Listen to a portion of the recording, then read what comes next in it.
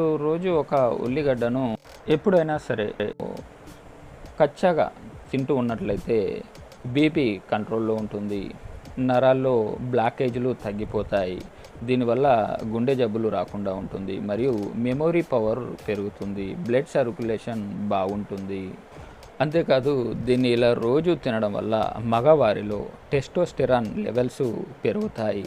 అంగస్తంభన సమస్యలు దూరం అవుతాయి మరియు ఎక్కువసేపు సెక్స్ చేసే సామర్థ్యం అంటే ప్రీమాచ్యూర్ ఎజాకులేషన్ సమస్యలు దూరం అవుతాయి.